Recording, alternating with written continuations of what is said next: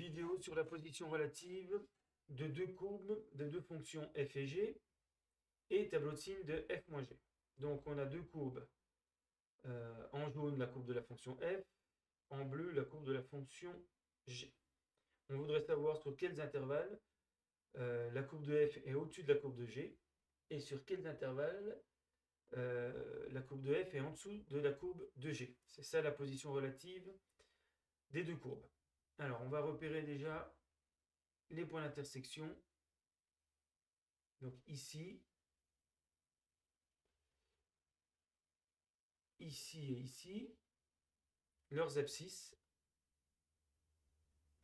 Donc moins 3,5, on va dire 0,5 ici, et puis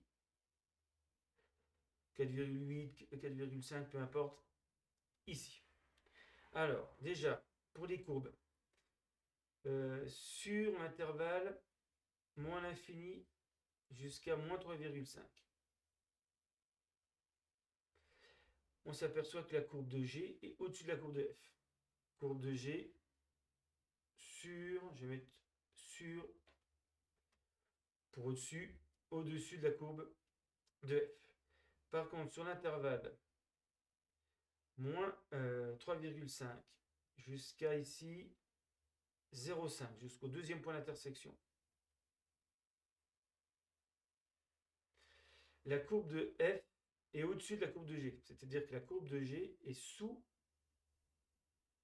la courbe de F. Maintenant, de 0,5 jusqu'à 4,8,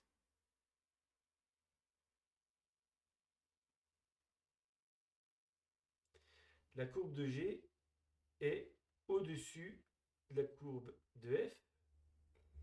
Et puis, dernier intervalle, sur 4,8 plus l'infini, la courbe de G repasse sous la courbe de F.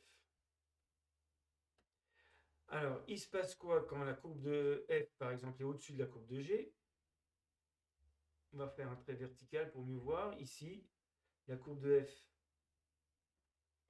est au-dessus à chaque fois. Donc, si je prends n'importe quel x dans l'intervalle moins 3,5, 0,5 par exemple, je prends x ici, là je vais avoir f de x, et là on va avoir g de x. Et on aura à chaque fois f de x plus grand que g de x. Donc par exemple, c'est le cas sur l'intervalle ici, ou sur l'intervalle ici. Je vais noter aussi 1. Alors il se passe quoi quand g de x est plus petit que f de x? Eh bien, en passant de l'autre côté, ça fait f de x moins g de x qui est positif. Et donc, les positions des deux courbes permettent d'avoir le tableau de signe de f moins g. Quand g de x est plus petit que f de x, c'est-à-dire quand la courbe de g est sous la courbe de f de x moins g de x va être positif. Et puis, inversement, ici, deuxième cas, quand la courbe de g est au-dessus de la courbe de f, c'est-à-dire g de x est plus grand que f de x, en passant g de x de l'autre côté, on a 0 plus grand que f de x moins g de x. Et donc, dans le tableau de signe, on va mettre un plus pour un moins ici pour f moins g. F moins g ici va être négatif. Ici, f moins g va être positif.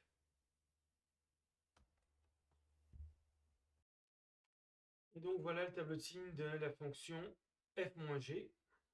Chaque fois que la courbe de g ici est au-dessus de la courbe de f moins g va être négatif, parce que f de x va être plus petit que g de x. Donc sur l'intervalle moins l'infini moins 3,5, f moins g est négatif. De même sur l'intervalle 0,5, 4,8. Et puis sur l'intervalle moins 3,5, 0,5 et sur l'intervalle 4,8 plus l'infini, la courbe de f est au-dessus de la courbe de g. Donc f de x est plus grand que g de x. Donc f de x moins g de x est positif. Et donc voilà comment on trouve le tableau de signe de la différence des deux fonctions à l'aide de leur courbe représentative.